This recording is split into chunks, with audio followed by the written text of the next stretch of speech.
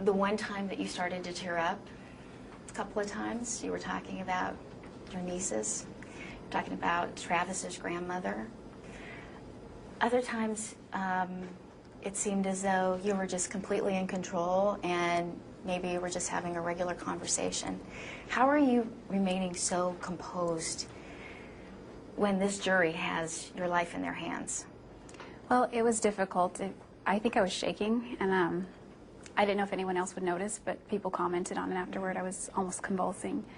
So I was very nervous. I was emotional, but it's like I have a lot of practice suppressing things, which isn't a good practice, but I utilized a little bit of that so that I could maintain my composure instead of getting overly emotional and not being able to proceed. You realize people view that as being cold. Well, they're not in my shoes, and I'm certainly not cold. You mentioned in the previous interview that if you knew 5 years ago what you know now about how your relationship with Travis was so unhealthy, you would have gotten out. We know that on May 26th, Travis sent you that text or email that said you were the worst thing that ever happened in his life. Was he the worst thing that ever happened in your life? That's difficult to answer because I don't even know how to answer that. I can't say yes and I can't say no. Why? Well, because it's such a complex question. It has a lot of facets to it. And I think with time and perspective, I would be able to answer that. But right now, it wouldn't be right to say yes, and I can't say no. Do you still love him? Yes.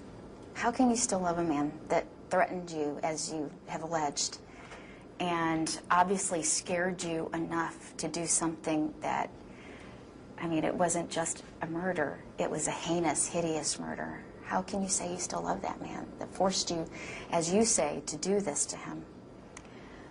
Well, that wasn't the kind of person that he was trying to be. And Travis had many wonderful qualities, many redeemable qualities. And those are the qualities that I focus on. Those are the qualities that I liked and the qualities about him that I loved. And, I mean, there's this quote that says, "We love those that know the worst of us and don't turn their faces away." And I don't know who said it. But I think of my family when I think of that, but also because I know the worst of Travis. But I still wanted him to be happy, and I still wanted the best for him, and I never wanted any of this to happen. What did you want to happen on June 4th, 2008? You went to his house. What were you expecting was going to happen? I really expected us to just hang out like we'd always done, and that would be the day. And it turned so horribly wrong. It really did. Yeah. That's not what I was expecting at all. At one point, the jury had a question for you, and they said, if you hadn't been caught, do you think you would have turned yourself in? And are you sorry you got caught? You said you couldn't answer that at the time. Well, I couldn't answer that. I don't know if I would turn myself in. Mm-hmm. I'd like to think that I would, because that would be the right thing to do. On the other hand, can you imagine willingly giving up your freedom? That's a difficult decision to make. So you wouldn't have done it? I can't say that I wouldn't have. I can't say that I would have. I still don't know the answer to that question. And as far as being sorry that I got caught, I wouldn't couch it like that.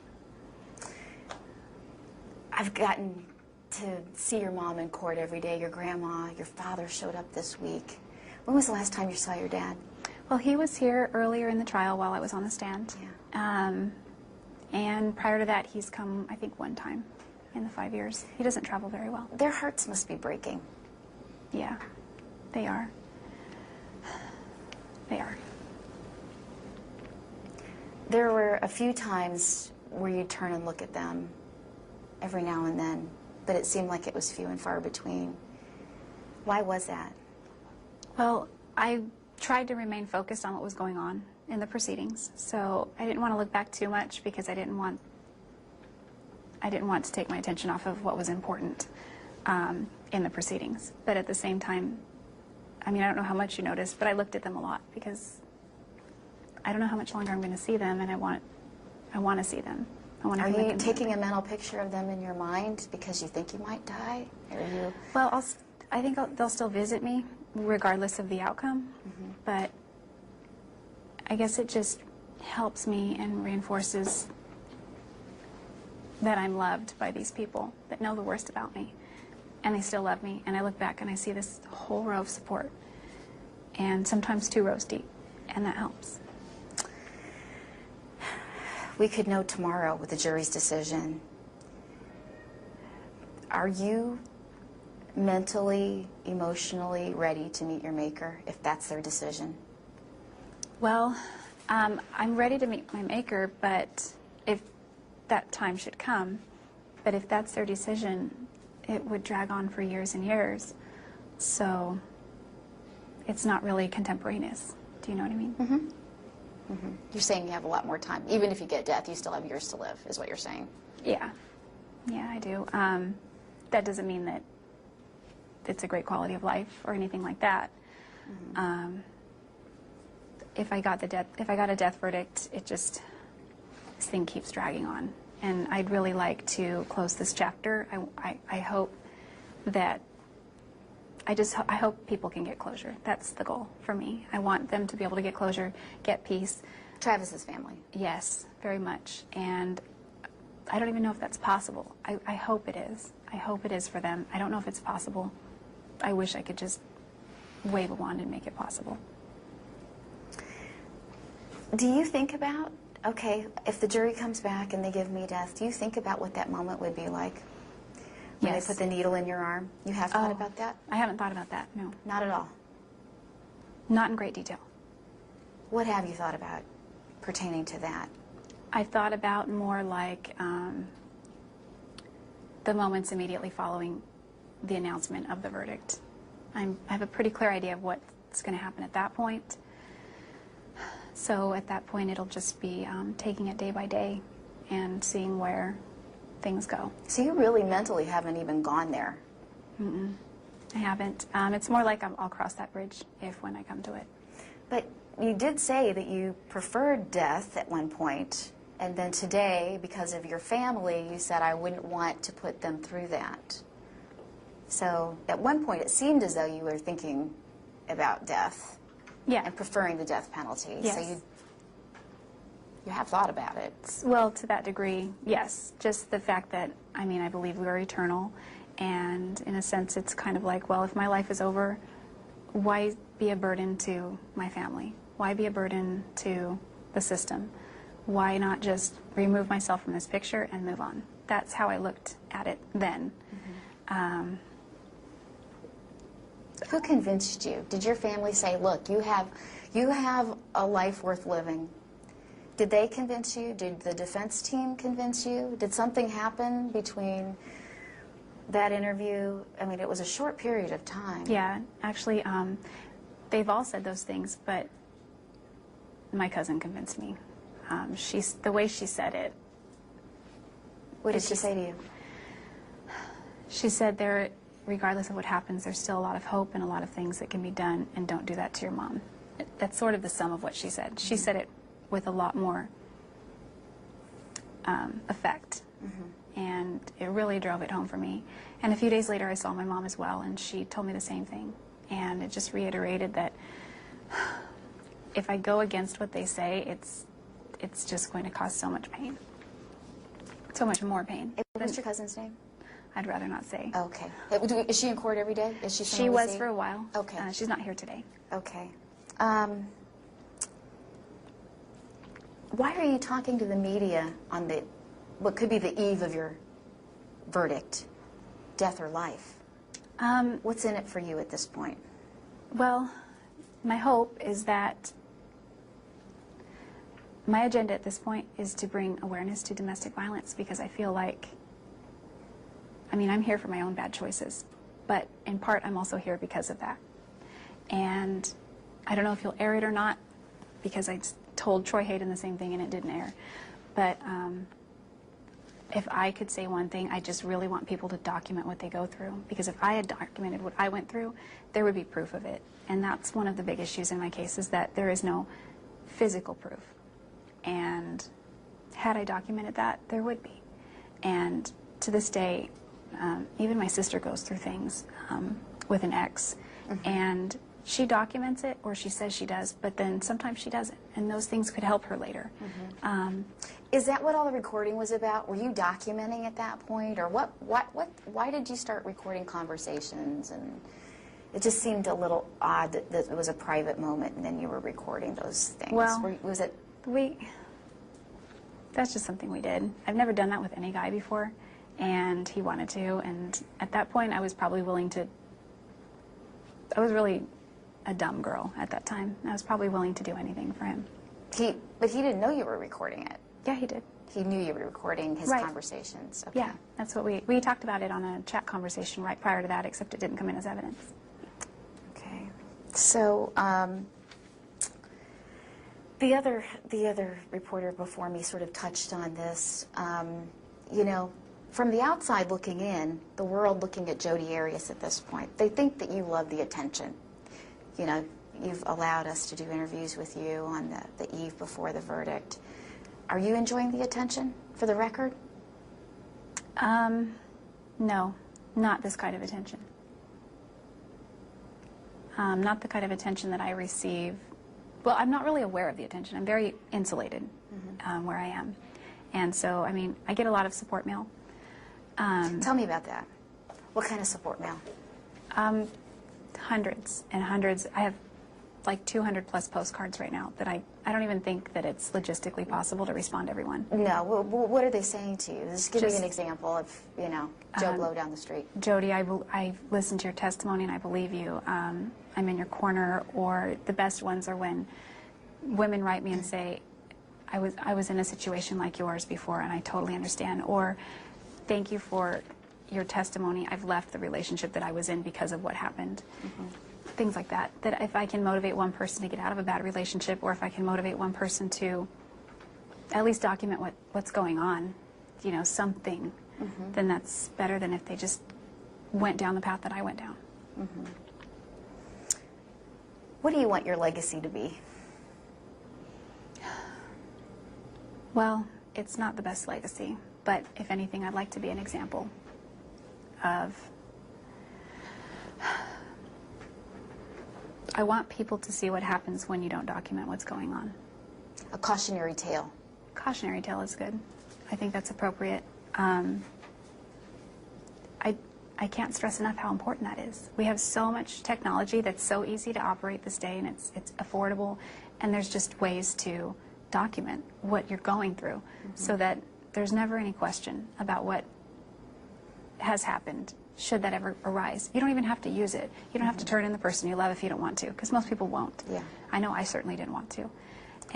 But it's there just in case. Back to the abuse. That day in that bathroom, when you feared for your life as you say you did, before you dropped the camera, what were the last words Travis said to you? I don't remember it was just idle chit-chat. Like what? We were talking about the pictures, you know, no, that one's good, we'll keep that one, we'll delete that one, okay. You know, just common stuff pertaining to that situation. And he went from that to, I'm gonna kill you over a camera? It wasn't instantaneous. It built within a matter of minutes. Obviously, you regret what happened. Other than that, what other regrets do you have pertaining to all of this? I regret, well, I don't know if I was in a state of mind at that time to have the perspective that I have now. So it's hard to have that regret if it wasn't even a possibility then. But I wish, if anything, I wish I'd had the perspective that I had now. What state of mind were you in? Post-arrest. That's what kind of what I was referring to. Oh, okay. Okay, I was referring to the actual, what was happening. Oh, the day of. Yes, oh, okay. The day of. What was your state of mind? I mean, you went there, you had hours of sex with this guy who you'd broken up with. He invited you in. Once again, confusing, muddying the waters, right? Yes. Were you just so frustrated with him and so angry with him? No, I don't feel like I was ever angry with Travis. You were never a scorned, bitter woman, jealous by these other women. I had no knowledge of it. I assumed there were other women because that was his modus operandi. But we weren't in a relationship, so I can't dictate. I don't think I could ever dictate, even if we are in a relationship, what he does. That's his choice, and I was moving on in my area, and it was just hard to completely break away. So we hang out again like we always did, and you just couldn't make that break. And he really couldn't either. He kept inviting you back for more. Yeah, he did.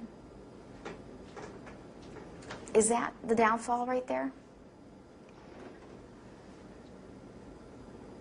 If you had just gone your separate ways?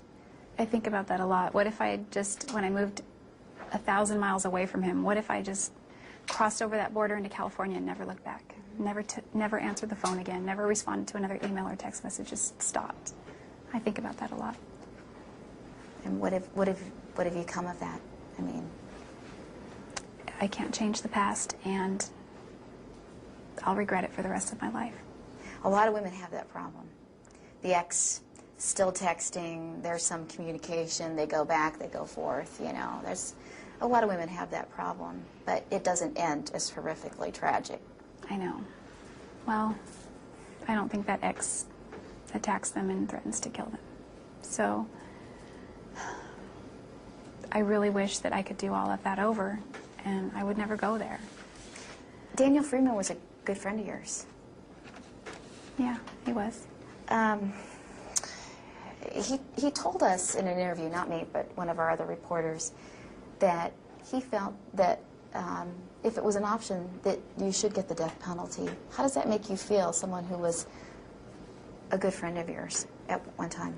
Well, he's just one of the same herd that's judged me since then. If he's changed his tune, he's entitled to his opinion, and it's no different than all of my other friends who've said the same. Mm-hmm. My so-called former friends. Speaking of judgment,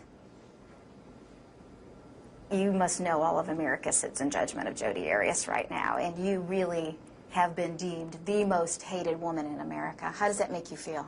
I didn't know that. Actually, I feel a lot of love and support from people who write in and believe me and want to help me and want to be there for me, and I've received an outpouring of love and support from other people. So all of that, it doesn't reach me. One of the deputies actually told me you had a mountain of mail in your jail cell, and they actually had to get rid of it because it was a fire hazard. Is that true? They made me, I don't know when this was, but I was ordered to release it, so it went to my attorneys. Yeah. Just too much for you to even open. Well, we only get postcards here, so this was all Okay. mail that was read, and it just built up with time. Okay.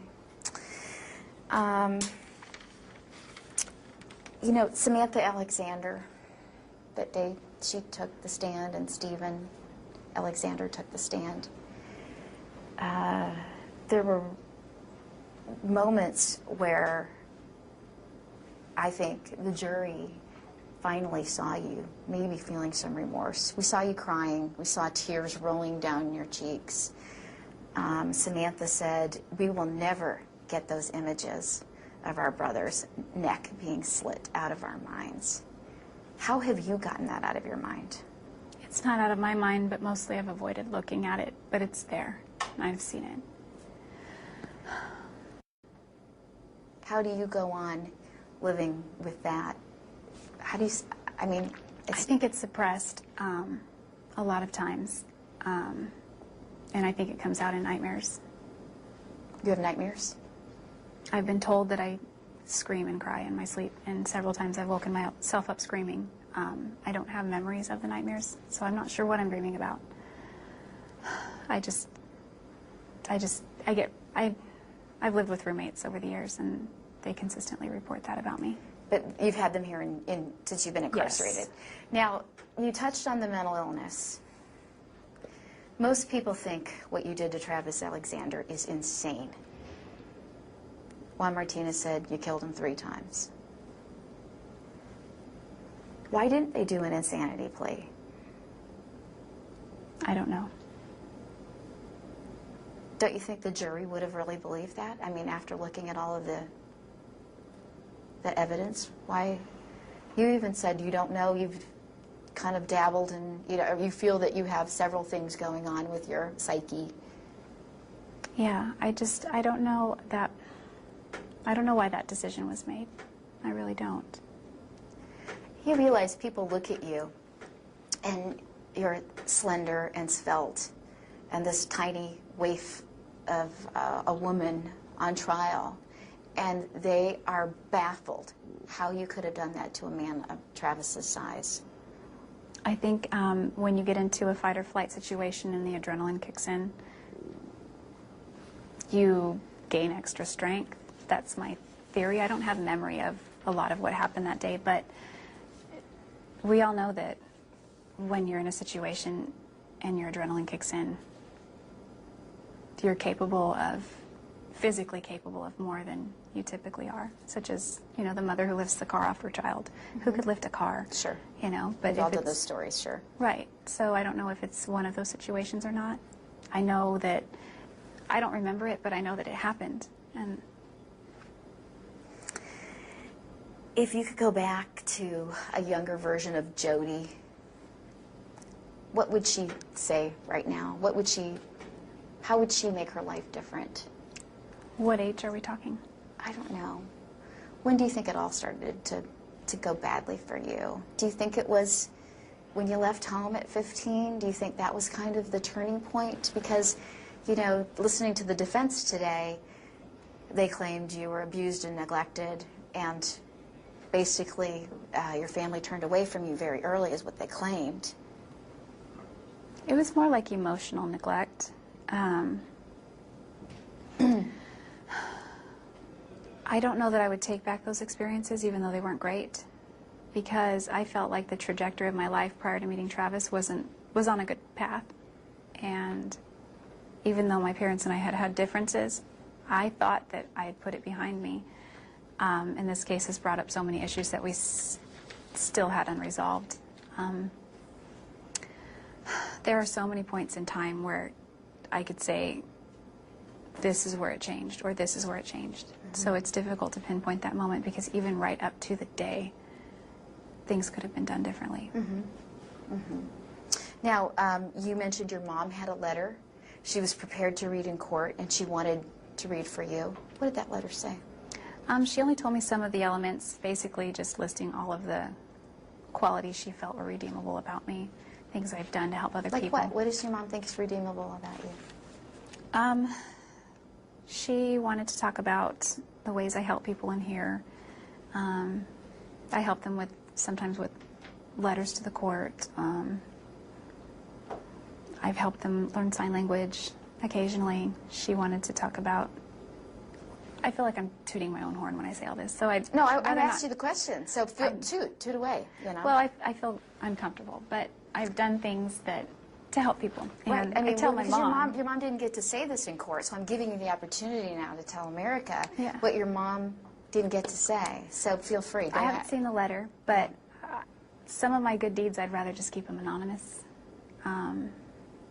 So I think she was more about, she wanted the jury to know that about me, those things. Yeah. She's hurting, isn't she? Very much. I see it in court. I see it. Yeah. Yeah, she's hurting. All right. I think our time is up. If you had one thing that you could say to anyone out there, other than victims of domestic violence, more like Travis's family or your haters or something along those lines, what would it be, and what would you say? Well, I'd say two different things to those groups.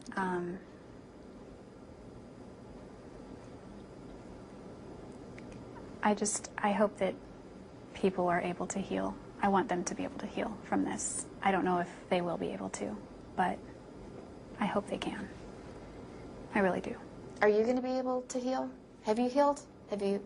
I haven't healed. I think it's possible, but I don't know if it's going to happen. If you get life in prison with parole, Do you think you could be rehabilitated? Do you think you need rehabilitation? Well, as far as being a law-abiding citizen, I don't think I need very much rehabilitation because I'm not somebody who goes out and breaks the law. I'm not, contrary to what everyone thinks, I'm not dangerous to society. And I know that if I were given a second chance at freedom, that I would use that very responsibly. But if I spend 25 years in prison and then have that opportunity, certainly there would be some kind of rehabilitation needed, depending on where society is in that time period in the future. Sure. I have a quick question. Jodi, oh, thank you. Yes, Can go you ahead. look at Amy? Yes, yes. Just look at her. That's Corey. So today you said you feel you deserve life in prison because if you're put to death, it would hurt your family. And you feel you have more contributions you can make to inmates in prison. But you have devastated Travis Alexander's family, and you have robbed society of the contributions he would make. Why do you feel you deserve more than Travis Alexander and his family? I don't know that I do deserve it. I just know that my family doesn't deserve the pain. Travis's family doesn't deserve the pain either. But I don't know that I can do anything to change it. If I could, I would. And I wish that I knew how, so that I could do that. Do you think that you deserve to die, but you don't want to put your family through it? Is that what I'm hearing here? Well, I don't know that it's about deserving, because we all do, eventually. I just don't know. I mean, I can't say what I deserve, because it sounds so entitled, and that's not really my attitude. I just know that I just don't want to hurt people anymore. Thank you. How have you prepared yourself for the jury's next decision? I'm just going to flow. I don't really have a lot of control over it. So it's whatever's going to happen, I just have to take it day by day. Thank you. You're welcome. Thank you very much. You haven't thought about it, is what you said to me earlier. Yeah. Denial? I know Denial, what... denial. A look right now from Estrella Jail, where Jodi Arias is waiting for word on whether she will live or die. Tonight, she's answering our tough questions before she learns her sentence. Her fate is in the hands of the jurors tonight, and lover or hater, there are answers we feel we must get from the convicted murderer. Tonight, many of you contacted us asking why we agreed to interview Arias at all. It's a point well taken. Our job as journalists is to interview the people who make news, be they hero or villain, and to ask the questions we haven't heard answers to yet. ABC 15's Amy Murphy just finished talking to Arias, and it was a no-holds-barred interview. And Amy, it sounds like you did not hold back. How did Arias handle the pressure? You know, she was very poised, I have to say, and when we showed up, she had rules of her own. No shots of the handcuffs. She didn't want us shooting her prison stripes, which were her pants below.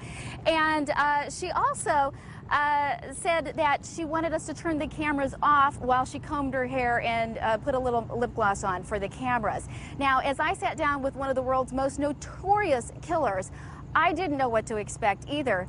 I asked her if she was ready to meet her maker. We could know tomorrow with the jury's decision. Are you mentally, emotionally ready to meet your maker if that's their decision? Well, I'm ready to meet my maker, but if that time should come, but if that's their decision, it would drag on for years and years. So it's not really contemporaneous. Do you know what I mean? Mm-hmm. Mm-hmm. You're saying you have a lot more time. Even if you get death, you still have years to live, is what you're saying. Yeah. And she seemed very surprised when I told her that many people deemed her one of the most hated women in America. You must know all of America sits in judgment of Jodi Arias right now, and you really have been deemed the most hated woman in America. How does that make you feel? I didn't know that. Actually, I feel a lot of love and support from people who write in and believe me and want to help me and want to be there for me, and I've received an outpouring of love and support from other people. So all of that, it doesn't reach me.